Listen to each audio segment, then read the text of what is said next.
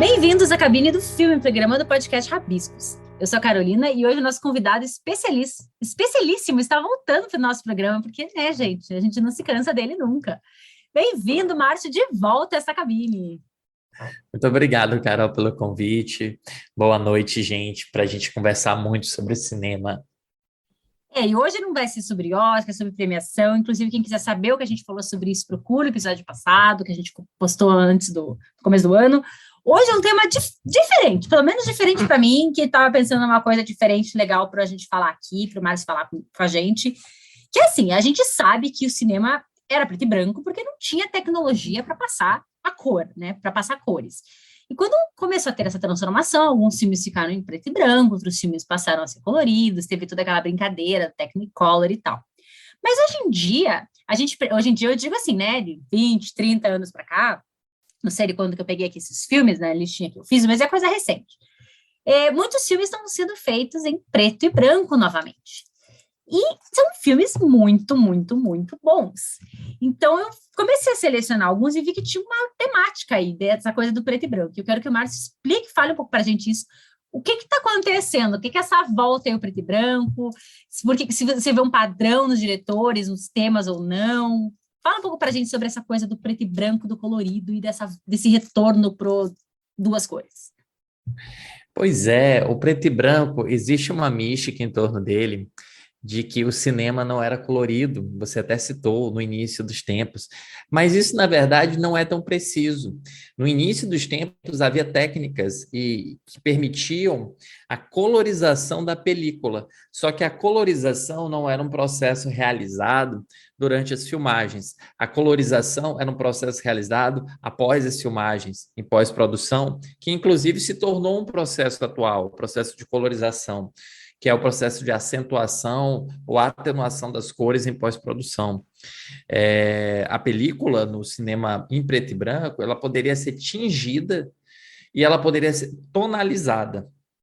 Havia dois tipos de técnicas, e aí você pode encontrar nos termos que é o toning, que é a tonalização, ou o tinning, que é o tingimento. Você poderia tonalizar a película de forma que, por exemplo, você quisesse dar uma aparência de noite, então você tonalizava ela de azul. E aí a película é um processo químico, né? Você fazia um processo químico muito específico, ela dava a impressão de ser azulado a cena. Você poderia tonalizá-la de vermelho, de dourado, de verde, normalmente de uma forma uniforme. Você está tonalizando a película como um todo, mas você já tinha, portanto, uma utilização das cores no início do cinema. O tingimento já era uma outra técnica. E o tingimento você pode ver com muita clareza no Viagem à Lua, do Jorge Méliès, em que você tem, por exemplo, alguns personagens que são pintados. E, Carol, eles eram pintados à mão. Pensa só, a trabalheira. Existiam artistas que pegavam película a película, fotograma por fotograma na película e pintavam à mão tudo aquilo. Naturalmente que com a evolução do cinema, o cinema tendeu às cores. E hoje você tem uma utilização de preto e branco, que é uma utilização antinatural. A gente pode até conversar sobre isso mais à frente, mas a tendência, né? O André Bazin, que é um crítico de cinema francês, ele dizia que o cinema tendia ao realismo. Consequentemente, o que era mudo tende ao falado, o que era em preto e branco tende às cores. E ele provavelmente diria também que o que era 2D tende ao 3D, já pensando numa mudança contemporânea. Como o cinema tende às cores, ele tende a esse realismo trazido pelas cores, eu só posso entender que o preto e branco já começa como uma negação desse realismo, como uma forma de eu rejeitar um realismo imposto pelo mundo real, que deságua no cinema, em prol de uma expressividade ou de uma tendência de buscar um outro significado para a imagem através desse preto e branco. Isso é muito interessante a gente pensar, né? Aquele documentário da Alice Guy Blaché também falam isso, né? Que ela já pintava também, já dava essa cor, já dava essa mais vida, digamos assim, né? E isso com a tecnologia, como isso mudou rápido, como foi feito diferente, né? Eu gosto muito do Mágico de Oz, que é um filme que brinca muito com essa questão do real e do sonho, né? O real é o preto e branco e o sonho é o colorido, é o contrário. O sonho, ou, não sei, a cabeça dela lá, não sabemos, nunca saberemos. Mas essa coisa de brincar com preto e branco é muito bom. A Vida em Preto e Branco, né, também traz isso, que é um filme mais recente do Tobey Maguire e da Reese Witherspoon, que eles também saem da vida colorida e o preto e branco para voltar para o colorido. Então, são esse trabalho, esse jogo das cores, é como se ganhasse vida, né? E agora esse retorno, é muito interessante isso que você falou, de ser uma coisa mais de ficção, de sonho, porque todos esses filmes que a gente separou aqui, ou esses filmes novos preto e branco, eles são muito bonitos, né? Eles têm histórias que são muito visualmente, assim, parece que a gente está entrando num outro universo mesmo. Fale um pouco como é que você percebe esses filmes atuais, assim, que estão fazendo preto e branco, que você percebe, por que eles estariam fazendo assim agora? Interessante. Eu acho que quando a gente utiliza uma opção que é contrária ao realismo, nós já estamos tentando demarcar uma opinião, demarcar um estilo, demarcar uma expressão de algo que já quer atrair também a opinião do espectador, a percepção do espectador. Eu acho que ninguém escolhe o preto e branco de forma impune. Ninguém quer apenas fazer um filme preto e branco porque acha bonito preto e branco. Claro, naturalmente que deve haver um caso ou outro, mas quando você faz o preto e branco, você está fazendo uma escolha que vai ser recebida pelas pessoas e vai ser interpretada pelas pessoas como algo que quer dizer alguma coisa. Esse ano de 2021, esse ano que passamos, nós tivemos muitos filmes em preto e branco que estavam disputando categorias do Oscar. Posso citar 3 deles, ou que almejavam disputar categorias do Oscar. Você tem o Belfast, que venceu o Oscar de melhor roteiro, e o Belfast é um filme que ele utiliza o preto e branco como uma delimitação histórica do tempo. O filme começa em cores, você está na Belfast de hoje, e você atravessa um muro e você entra no mundo em preto e branco. Então, você delimita o passado através do preto e branco, você delimita o que foi. Já você teve a tragédia de Macbeth, que utilizou o preto e branco, mas como uma forma de dotar aquilo de um certo contraponto entre loucura e sanidade, entre desejo e obsessão, fazer um jogo que remetia muito ao expressionismo alemão da década de 20. Você tinha um filme que era grandioso demais, grandes arcos, grandes sombras, grandes fumaças que ajudavam a contar a história do Shakespeare, e o preto e branco apenas veio nessa esteira. E já você tem um outro filme que não tem nada a ver com esses dois que a gente citou, que é contemporâneo, é o Come On, Come On, que é... Nossa, eu esqueci o nome, sempre eu esqueço o nome desse filme em português, que é um nome muito genérico, é Sempre ao Seu Lado, Sempre em Frente, que é um filme Sempre estrelado em pelo frente. Joaquim. Sempre em Frente. É um Ruim filme... mesmo. Que nome genéricozinho, né? É o filme estrelado pelo Joaquin Phoenix. É um filme contemporâneo. Ele é um filme contemporâneo, mas ele opta pelo preto e branco como uma forma de questionar a realidade, aquela realidade que o filme se insere. O filme ele tem uma pegada muito realista, e aí você bota o preto e branco quase como uma forma de antagonizar o realismo que está acontecendo no filme, que é a história de um tio que viaja com seu sobrinho, começa a tomar conta de seu sobrinho em razão de problemas que a mãe desse garoto, a irmã do protagonista, está enfrentando com o marido, e ele atravessa várias cidades dos Estados Unidos, como Nova Orleans, Nova York, coletando depoimentos de pessoas em um preto e branco. Aí você tem esse choque, né? Parece que você entra em choque, o realismo daquela situação versus o antinaturalismo que o preto e branco nos proporciona. Então, nenhuma leitura vai ser literal do preto e branco, não vai ser simplesmente uma interpretação. O preto e branco vai te dar múltiplas possibilidades para você enxergar aqueles mundos. E, para não esquecer, Crônica Francesa é outro filme que almejava o Oscar, que também tem partes em preto e branco, contrastando com partes em cores. Então, você também tem delimitações, né? Aí que vai muito do estilo típico do Wes Anderson, de procurar a expressão de cada uma das histórias. Se eu bem me recordo, tinha uma história que dentro da própria história, você alternava o preto e branco e o colorido, que é a história protagonizada pelo Timothée Chalamet. A gente tem que falar o nome dele falso, né? Chalamet. O Timothée Chalamet, que era uma história que tinha tanto preto e branco quanto cores. Então, eu acho um bate-papo muito rico, né? Uma possibilidade muito rica de discutir como preto e branco interfere na nossa relação com esses filmes. Porque para quem não tem o hábito, nunca parou para analisar o filme preto e branco não é o preto e o branco. São, assim, número 50 tons de cinza ali, né? São preto, 50 tons de branco, 50 tons de preto. O trabalho que tem dentro do filme com as cores, com a luz e a sombra. O Márcio citou aqui, se você pega o Belfast, pega a tragédia de Macbeth, por exemplo, são tons completamente diferentes. Roma é um outro filme que fez muito sucesso também, na Netflix, ganhou prêmio e tal. É uma outra coisa, é uma coisa, puxa até para se existe isso, puxa até para o preto e branco pastel, podemos dizer assim, né? Um preto e branco que não tenha a mesma força do preto que tem no Macbeth, por exemplo, quando as bruxas aparecem, aquele preto forte, assim, preto escuro mesmo. Então, não é porque é preto e branco que o filme tem duas cores, ele tem muitas tonalidades. E a fotografia, quem escuta aqui a Cabine sempre sabe que eu sou muito fã de fotografia no cinema. E o cinema, como a gente já falou um monte de vezes, não é só a arte de contar histórias, mas de como você conta essa história. E a fotografia e as cores é o que o Mário está falando. Fazem toda a diferença. Talvez se esses filmes não fossem coloridos, eles não tivessem a mesma potência. Por exemplo, o Farol. Saíram aquelas fotos do Robert Pattinson com a roupa do Farol sem ser preto e branco. É ridículo, né? É até engraçado. Lembra muito, é brincadeira que tem um meme, né? Lembra muito do Super Mario. Você utiliza o preto e branco no farol para dar uma dimensão de loucura, né? Uma dimensão de descolamento da realidade, que é o que o filme proporciona. A discussão que o filme nos traz é como a claustrofobia, aquele ambiente remoto, vai gradativamente levando os dois personagens à loucura. Então, se você não teria o mesmo filme, concordo. E é um preto e branco, como você bem citou, totalmente diferente. É um preto e branco muito expressivo, com sombras, contrastes muito intensos. Diferentemente do Roma, que já é um preto e branco um pouco mais chapado, um pouco menos contrastante. E aí já é diferente do Mank, que ganhou o Oscar de melhor fotografia, que já é um preto e branco também de muitas sombras, de muitos contrastes.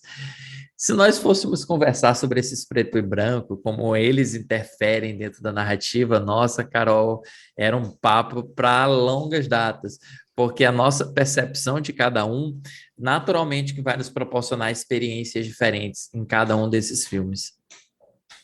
Com certeza, você citou Mank, até eu não tinha colocado na minha lista, porque eu não gostei tanto do filme, né? É aquela coisa, sendo fã de Cidadão Kane, a gente vem, né, com um padrão muito alto para assistir Mank, para quem não sabe a história do, não sei o que lá, Mankiewicz Howard, sei lá, esqueci o nome, que é um dos roteiristas, né, do Cidadão Kane, que teria sido ignorado. Não é uma história dele, que o Gary Oldman tá super bem e tal, concorreu a um monte de prêmio e não ganhou quase nada. Porque a história eu achei meio chata, mas o preto e branco do filme realmente é muito expressivo, ele fala muito. Eu acho que a forma nesse filme, o preto e branco ajuda a forma a contar mais até do que a própria história, né? São filmes que fazem, por exemplo, o Macbeth, que a gente citou, que é esse do Denzel, da Frances McDormand, do Joe Cole, que a galera, quem não sabe, assista. Gente, história de Shakespeare, quanto que elas foram adaptadas para televisão, para o cinema, a vida inteira, né? O cara morreu faz, sei lá, 600 anos, 500 anos, 1400, sabe Deus quanto. E você pegar uma história que é uma das mais famosas, que é o Macbeth, todo mundo mais ou menos sabe o que acontece, quem, né, acompanha um pouco sabe. Uma das últimas versões, a do Michael Fassbender, é extremamente sanguinária, é muito forte o vermelho, né? As cores trazem muito da loucura dele. E daí ele já tira tudo isso e coloca um preto e branco. E como isso muda a dimensão do filme, né, Márcio? Como isso muda o filme. Parece que a gente está vendo outra história. Exato. Você citou uma coisa que para mim é central, forma. Nós temos a tendência de tentar, ou pelo menos nós, de uma forma média, de uma forma geral, de enxergar os filmes pelo conteúdo. Então, basicamente, a pessoa que não tem muita experiência ou não deseja ter muita experiência em ver muitos filmes ou estudar sobre cinema, ela termina se contentando com a história, ou seja, como os acontecimentos vão se desenvolvendo em torno de um conflito até chegar à conclusão desse conflito, e o desenvolvimento dos personagens, que fica muito também evidente, a superficialidade dos personagens que termina sendo o cartão de visitas dos filmes. Mas aí você citou a forma e o modo como nós contamos na história, e o modo como essa história utiliza elementos de linguagem de cinema, nesse caso também o preto e branco, para mostrar o desenvolvimento de seus personagens e o desenvolvimento de suas relações dentro da história, ele é muito mais envolvente no meu ponto de vista, muito mais instigante, provoca muito mais o meu amor pelo cinema do que o conteúdo. Se nós víssemos o conteúdo, é verdade que nós podemos ver histórias que nos arrebatam. É o caso da história, por exemplo, de A Chegada. Aquela história é muito linda por si só. A história de abrir mão de algo em função de algo. É uma história de sacrifício. Essas histórias costumam tocar muito na gente, mas a forma como essas histórias são contadas costuma passar muito mais para mim, costuma me sensibilizar muito mais.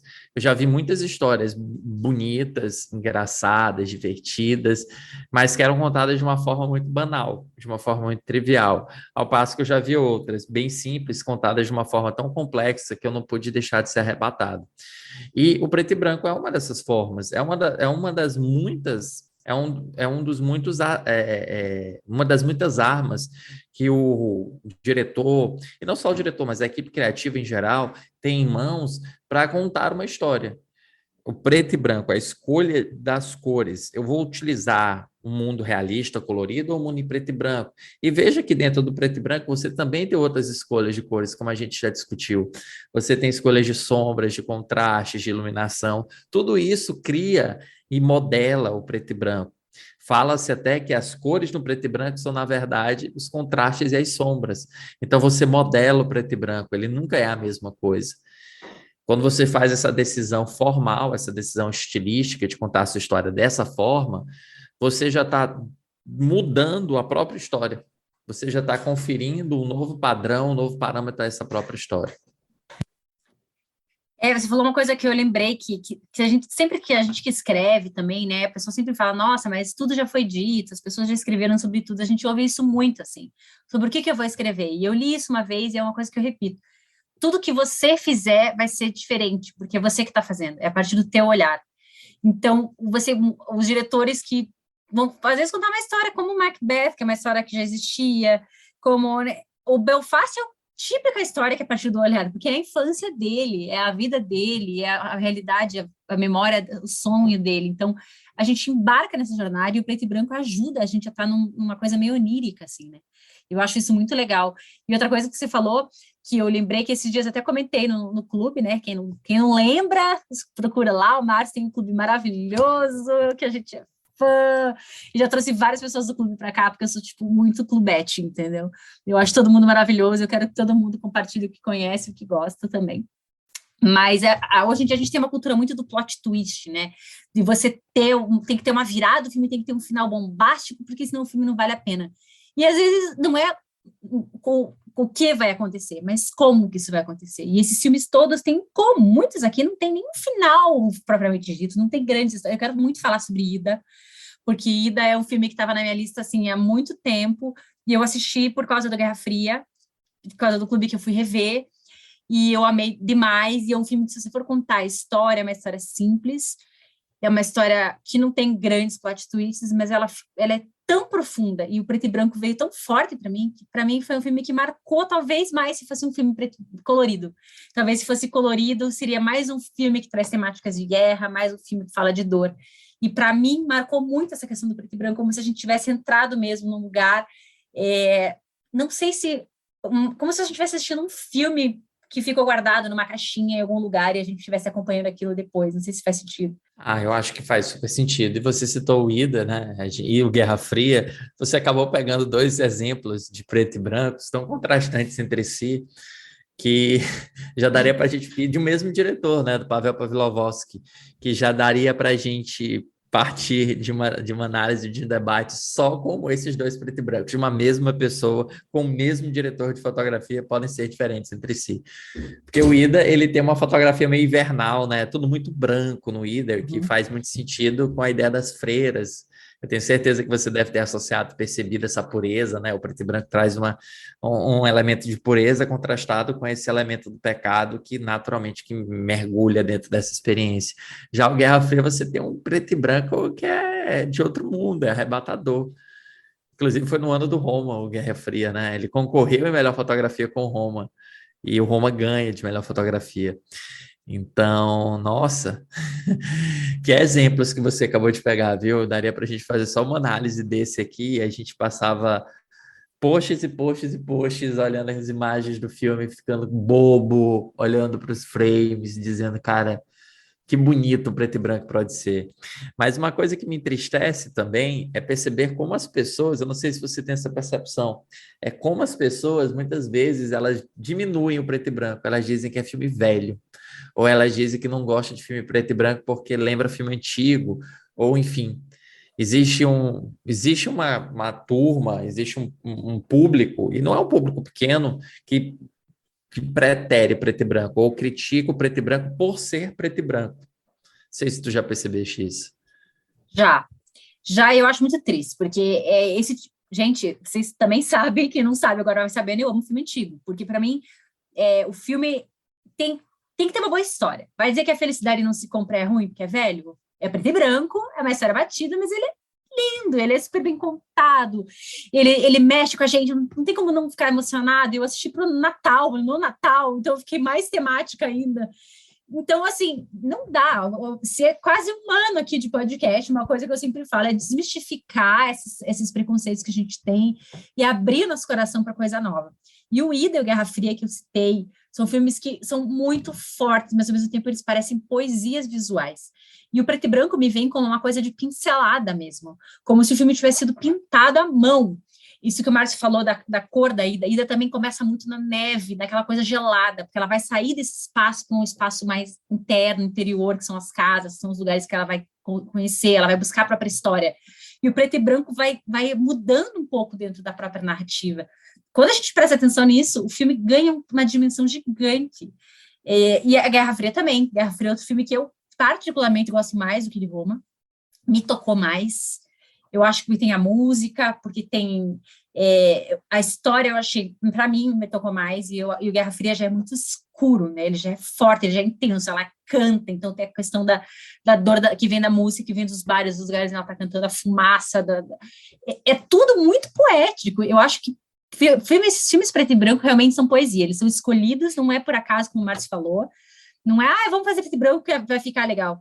E que a gente tem que assistir, por isso que eu fiz questão de trazer um episódio específico sobre isso, porque eu acho que esses filmes são mais do que a história, é essa forma como eles são contados.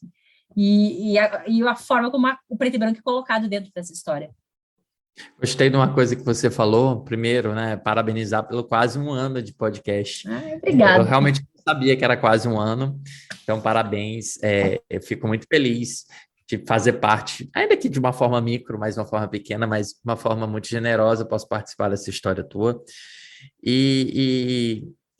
Você citou, a gente estava conversando sobre essa recepção do público preto e branco, você citou a Felicidade Não Se Compra, e nós já debatemos a Felicidade Não Se Compra no Natal de 2020. No Natal de 2020, no primeiro ano ainda do clube, nós debatemos a Felicidade Não Se Compra, debatemos o preto e branco do filme, a beleza do preto e branco, e aí eu trouxe até um momento que eu comparava a versão colorida, posteriormente colorida, né? Ela foi colorizada, e isso também é até interessante a gente citar, que existem alguns filmes clássicos em preto e branco, que eles passam por um processo de colorização, anos depois, para tentar relançar o filme de uma forma diferente, para ele ser recebido de uma forma diferente pelo público. Então eu comparava tanto o preto e branco com o colorido, sabe? E naturalmente que o preto e branco vai nos atrair mais nesse sentido, ou pelo menos no contexto dessa narrativa. E enquanto você estava citando, além daquele momento das pessoas que não gostam de ver o filme apenas por ser preto e branco, eu lembrei das pessoas que falam que filmes em preto e branco são filmes cult. Sabe? Parece que preto e branco é uma coisa exclusivamente associada com um tipo de cinema indevidamente denominado de cult, bom deixar claro, mas que seria um cinema mais autoral, ou um cinema de um menor nicho, de um nicho mais restrito. E é outra coisa que eu discordo. Você citou no início do bate-papo A Vida em Preto e Branco, lembra? É um filme muito legal. É um filme bem comercial, com Tobey Maguire, Reese Witherspoon, e que ele utiliza o preto e branco como uma ferramenta de contar a sua história, de trazer cores para a vida daqueles personagens, mas ele não pode ser chamado de um filme cult, né? Dentro dessa definição indevida de cult, que seria um filme autoral, um filme mais artístico, como se todo filme não fosse artístico, né? Sim. E o Vida Preto e Branco, para quem não sabe, tá no meu livro, inclusive. Percebi que eu uso, tá no meu livro para dizer assim, é tão bom que eu escrevi sobre ele. É o meu selo de tipo, eu gosto tanto desse livro que esse filme que eu eternizei nas páginas. Mas a Vida Preto e Branco, uso preto e branco. A história são dois irmãos que assistem muito esse programa, que é um programa que passa na televisão dos anos 50, uma sitcom ali, e eles são sugados para dentro da história, e lá eles começam meio que a alterar a vida dos personagens. Isso é um resumo mega resumido. A vida dos personagens e começa a ganhar cor à medida que eles vão, de fato, vivendo nessa sociedade, então, perfeita. Porém, se a gente analisar, o preto e branco também é usado como uma mega analogia ao racismo ali, né? A questão da cor, da raça. Então, também o preto e branco é usado como uma narrativa mais um segundo nível de narrativa. Isso eu acho muito interessante também, do diferente, né? Do que vai contra, o que vai contra aquela sociedade ali. Então, a gente percebe exatamente o que a gente está dizendo. O preto e branco é usado para além do estético, né? Ele está ali para ajudar a contar a história. Nessa linha também, eu quero citar um que eu gostei demais. Eu fui assim, zero expectativa, não sabia direito, fui ver que é o Nebraska, que é um filme também que, gente, é uma busca, é uma viagem pela memória, eu amei demais esse filme. E tem muito essa coisa da viagem, né, interna, refletida na cor. O que você acha de Nebraska? Deixa eu te contar uma história. O Nebraska eu assisti em Nova York em 2013. Foi 2013 o ano dele, né? Ai, chique! Não, eu estava de férias, eu aproveitei, foi a minha primeira viagem, eu nunca tinha conhecido Nova York, passei 15 dias em Nova York, e eu tive a oportunidade de assistir, ele é de 2013, certinho, ele estava até concorrendo ao Oscar naquele ano, em algumas categorias, e aquele preto e branco no filme, ele me encantou tanto, porque eu associei naturalmente a falta de cores com o processo do esquecimento do protagonista, não do protagonista, mas do pai do protagonista, que é um homem que já tem problemas de Alzheimer. É o E Bruce dentro de uma Dern. história. E o Bruce Dern, exato. Um ator, inclusive, ele é nonagenário, né? Ele já tem 90 anos de idade, ou ele tem quase 90 anos de idade. E que ele tá incrível no filme, e ele cria uma relação muito gostosa com o pai, uma viagem de estrada, muito movido a qualidade, né, do nosso envolvimento, passa muito pelo esse preto e branco, que, como eu repito, ele lembra muito esse processo do esquecimento, como a neve que cobre tudo de branco e acaba tirando os contornos, né? É como se tirasse também as memórias, os fragmentos de memória da cabeça daquele homem. E você sabe que o Alexander Payne, eu acho que ele foi cancelado, né? Era um diretor que eu gostava muito, parece que tem umas histórias meio ruins relacionadas a ele, infelizmente. E é um diretor sempre muito sensível para esse tipo de filme. E eu me encantei por Nebraska. Não vou dizer que é o meu uso do preto e branco favorito no cinema, que na verdade eu nem sei qual é o meu uso do preto e branco favorito no cinema, mas eu me encantei muito pelo filme. São filmes que marcam a gente pelo momento também, né? Isso que nem se falou, estava em Nova York, eu fui ver o filme sem pretensão, então eu acho que tem alguns filmes que às vezes, claro, a gente sabe que a nossa experiência altera totalmente a forma da gente receber o filme, mas eu gosto quando tem essas histórias atreladas a um filme, né? Porque o filme é mais do que um filme, né? Ele é toda uma história, toda uma experiência, isso que eu acho incrível do cinema. E você falou do uso do preto e branco, como eu tinha citado do Macbeth, tem a cena das bruxas que lembra muito o Sétimo Selo também, né? Faz muito essa referência que eu acho, assim, fantástico, eu amo o Sétimo Selo. Então, é legal da gente ver esse uso, essa homenagem, como você falou, do expressionismo alemão também. Então, é muito interessante a gente saber um pouco mais, entender um pouco mais desses filmes, o porquê desses usos, como a gente está debatendo aqui, porque enriquece demais, né? É o que você faz no Clube toda semana, e é o que a gente começa a fazer com os filmes que a gente gosta mais.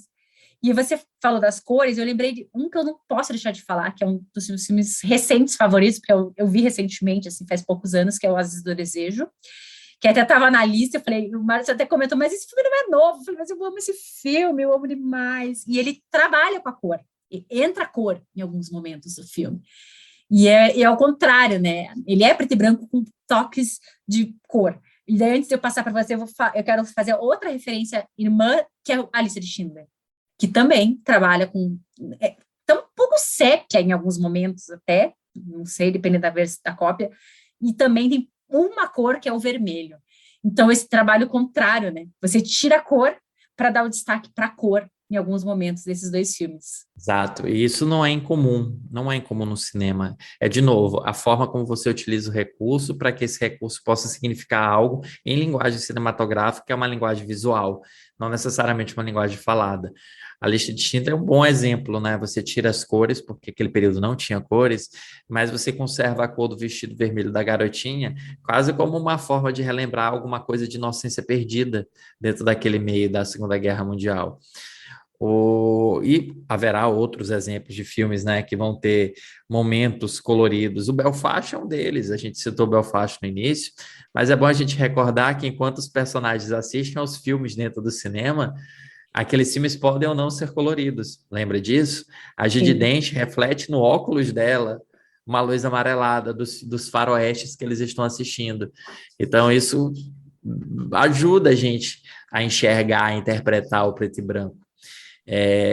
Primeiro, se eu fosse dar uma cartilha, até para tomar isso logo como uma consequência da minha fala, se houvesse uma cartilha, claro que não há cartilha para cinema, mas se houvesse uma cartilha, a primeira coisa que nós deveríamos nos perguntar é por que preto e branco? O que o diretor deseja expressar com preto e branco? E o que o diretor expressa nesses outros casos que você citou e que eu trouxe também mais um exemplo, o que o diretor expressa com preto e branco em contraste com a cor? O que a cor diz dentro de um filme preto e branco que o diretor resolveu subtrair? Um outro filme que faz isso, só que diferentemente ele não usa a cor, mas ele usa a voz, é o Artista. O Artista é um filme mudo, simula um filme mudo da década dos inícios, dos primórdios do cinema, mas ele usa falas justamente para criar um contraste. Então, para criar uma chave de interpretação, uma chave de reflexão em torno daquele recurso. Sempre há uma dica para a gente, né? Para a gente perseguir, para a gente ir atrás e para a gente amar mais os filmes. Exatamente. Como um que eu gosto demais também, que não ganhou o Oscar de filme internacional, porque concorreu com A Segredo de Seus Olhos, né? E, sim, foi impossível ganhar, que é A Fita Branca. E A Fita Branca foi um filme, um dos primeiros filmes que eu vi que eu comecei a fazer essa reflexão do preto e branco. Ele foi muito marcante na minha vida por causa disso, porque eu sempre vi filme antigo, né? Eu amo filme antigo, eu adoro musical clássico. Para mim, eu não ligo do filme ser preto e branco, eu até entendo muito, né? Tanto a época quanto depois eles continuarem fazendo. Mas quando veio Fita Branca 2009, se eu não me engano, foi o filme que eu parei para analisar e falei, mas espera, porque a Fita Branca conta uma história de uma Alemanha nazista escondida pré-Segunda Guerra, ali, como se fosse assim, as crianças, como aquelas crianças virariam os nazistas na Segunda Guerra, e como é que foi aquela criação, como é que eles foram criados, como é que era a infância deles, o que é o regime, os pais, como é que era aquilo. Mas o preto e branco entrou muito forte para mostrar o que era escondido, o que era velado, né? Eu lembro muito forte de uma cena do menino que apanhando dentro do quarto e fechada a porta, a gente só vê o barulho e vê um reflexo. Então, o preto e branco entrou ali como o silêncio, como tudo que não podia ser dito naquela história. E a partir desse filme, para mim, eu comecei a notar o preto e branco como recurso narrativo, isso que você está falando. Como isso muda completamente a história. O Farol, que a gente citou também, para mim, ele é muito impactante por causa disso. Na hora que a luz entra, ela cega. A parte clara do filme, literalmente ela é o farol, assim, ela cega a gente, porque ele é tão escuro que os tons são todos muito escuros. A luminosidade quase não tem, ele baixa, ele lá. Inclusive, parabéns, um beijo, um abraço para os dois, para o Robert Pattinson e o... Gente, qual é o nome do outro? William Dafoe. Obrigada. Para mim, é que eu venho do Duende Verde na minha mente. Travou, né, do Duende Verde, eu sempre penso nele como Duende Verde, mas eles estão geniais e eles estão muito trabalhando essa coisa da luz de baixo, como se eles realmente estivessem num lugar fechado. E deve dar um trabalho muito maior, né? Você filmar com pouca luz e você pensar como é que você vai tirar a luz, porque, né, não tem como você filmar a realidade em preto e branco, né? Então, você filma colorido e o diretor de fotografia já estão pensando como é que isso vai ser feito. É uma trabalheira, se for pensar, né? Mas talvez fosse melhor, assim, em termos de praticidade, né?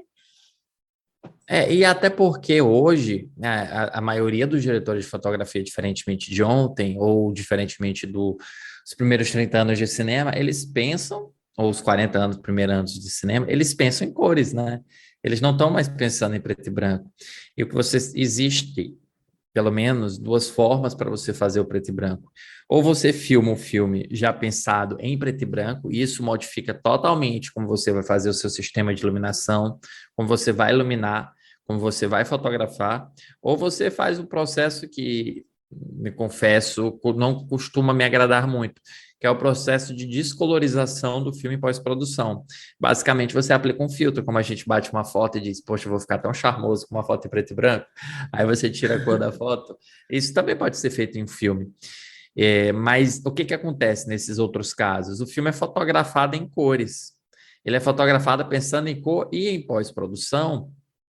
Um diretor disse, não, vou mudar para preto e branco. O Mad Max, Estrada da Fúria, é um caso muito curioso, porque ele é um filme que tem a versão tradicional, a versão em cores, mas ele tem a versão chamada cromo, que é a versão em preto e branco. Só que, naturalmente, ele foi filmado pensando em cores, então deve ter havido um trabalho muito interessante do George Miller em transformar aquela fotografia pensada para cores em uma fotografia orientada à iluminação e sombras, que é o que o preto e branco mais bebe, mais pede. É sombras, é iluminação, é contraste, é intensidade de cinzas, quantidade de cinzas na tela, né? Porque você falou muito bem no início, você tem o preto e branco, mas você tem tons de cinza no meio. Você não se encerra ali, você tem mais coisas. Então, bem, eu gosto, né? Eu acho mal barato, mas eu sempre vou preferir a primeira opção, que é a opção do filme já planejado para ser em preto e branco, e, consequentemente, planejado em preto e branco, ele pode fluir suas ideias construtivas e narrativas para aquele universo sem cores, para aquele universo antinatural. Se a gente for parar para analisar todos esses filmes que eu falei, e ainda jogar, sei lá, um Sin City, por exemplo, são coisas completamente diferentes.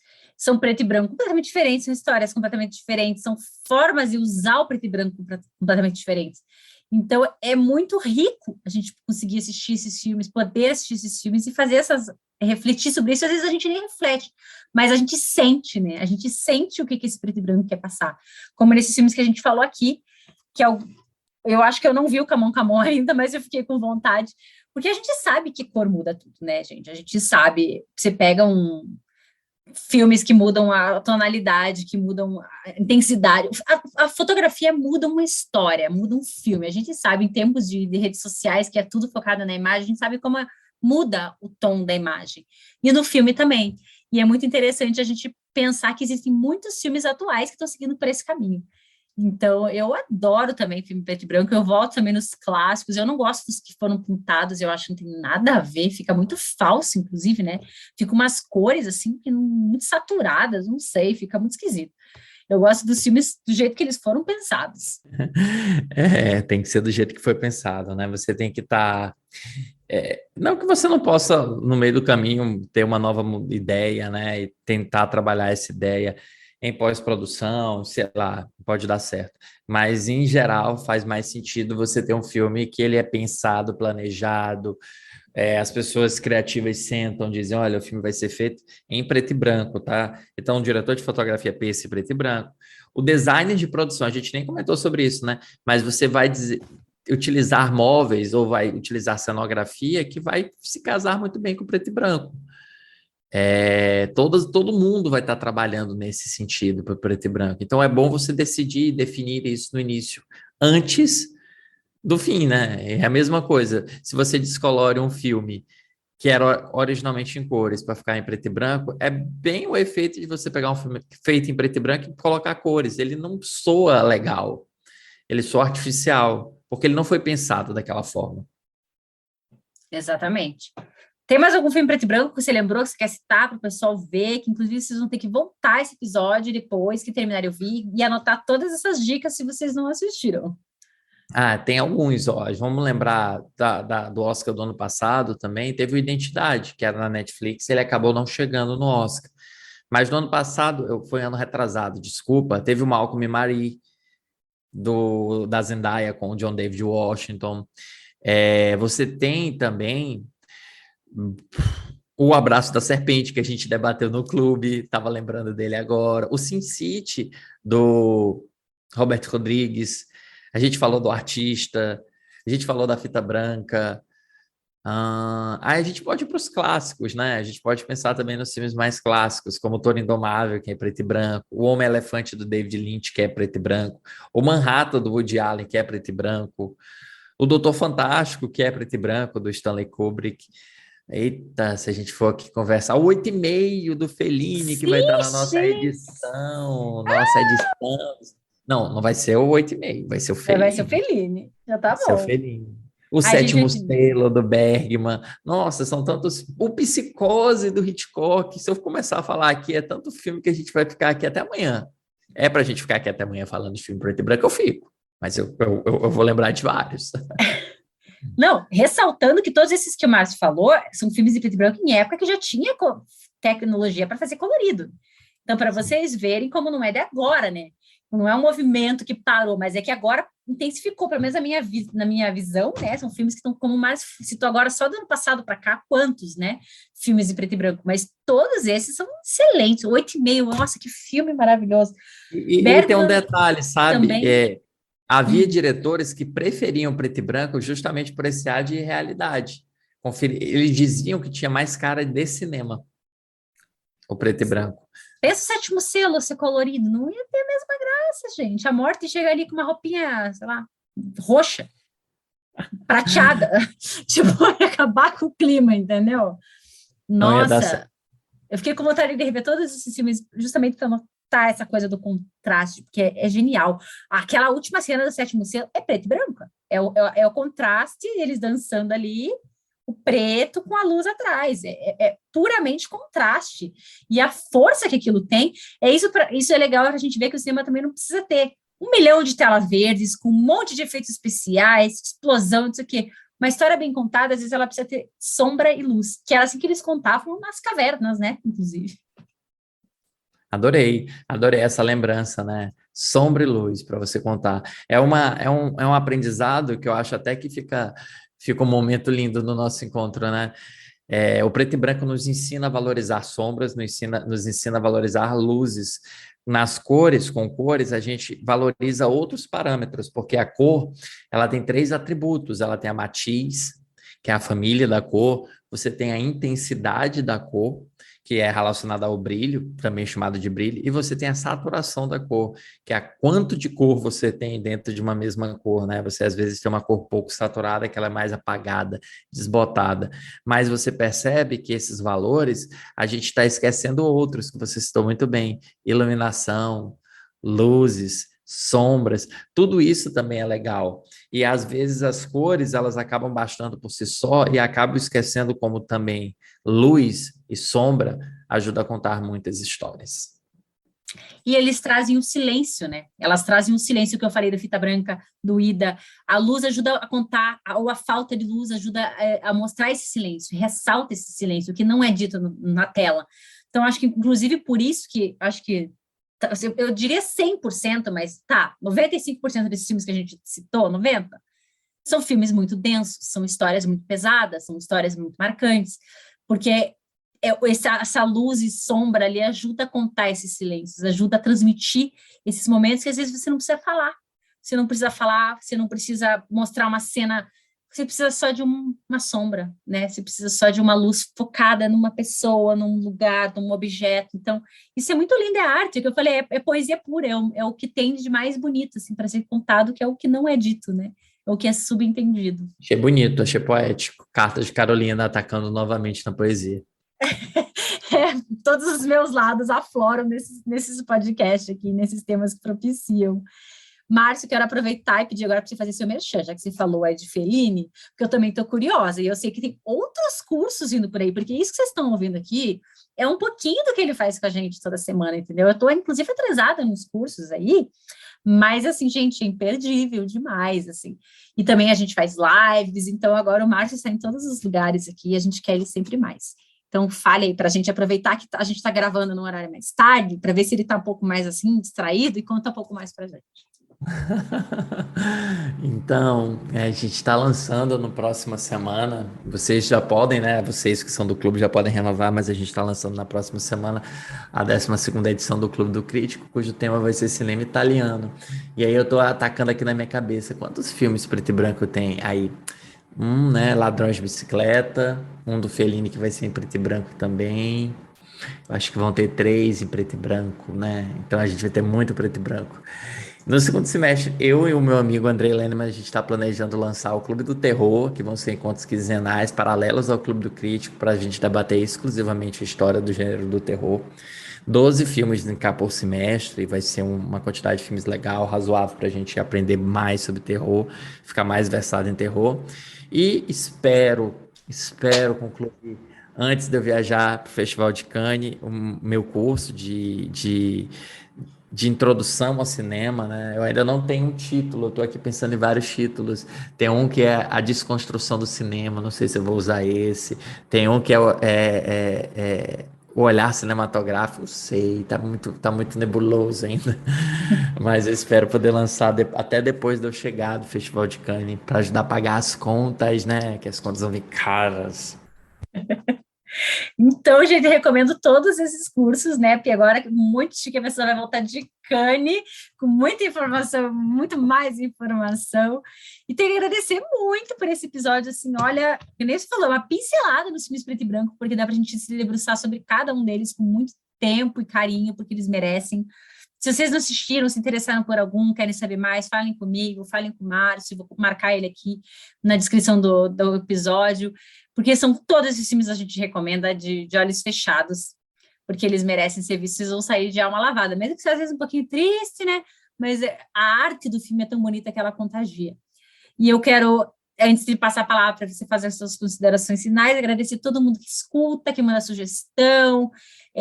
Esse ano vai vir, estou devendo, eu sei, cinema argentino, estou devendo um só de cinema nacional que vai vir também, vai ter mais psicanálise, vai ter mais música, a gente vai trazer mais música, divas do cinema, tem muito tema legal sendo preparado, o especial de 1 ano, que vai vir também muito legal, agora em junho, começo de junho, faz 1 ano. Então, assim, as coisas passam rápido, mas a gente se diverte quando está falando de cinema. E agradecer demais o Márcio, porque, assim, gente, essa pessoa é incrível, né? Já é meu amigo, a gente se fala toda semana, a gente discute cinema, eu aprendo demais e me divirto sempre, que essa é a função do cinema, né? É nos expandir e você faz isso com muita maestria. Obrigada mais uma vez por estar aqui com a gente falando de cinema e já fica convidado para a próxima. Eu sempre convido e reconvido e reconvido. Quando ele tem um tempinho na agenda, eu pego ele para vir para cá. Olha, eu não vou me estender no meu discurso de despedida, porque você falou tanta coisa legal que eu não quero ficar com a última palavra. Muito obrigado pelo convite sempre, e eu sempre vou aceitar o convite, quando eu puder aceitar o convite, eu vou estar aceitando. Espero poder aceitar sempre. E muito obrigado por sempre me considerar para trocar ideia, para conversar e por acreditar também no meu trabalho. Sempre. Um beijo para todo mundo, então. Obrigada, pessoal. Fiquem com muito cinema em preto e branco e a gente se vê semana que vem, quer dizer, a gente se escuta com muito mais cinema e muito mais tudo isso que envolve esse mundo que a gente gosta tanto. Um beijo para todo mundo.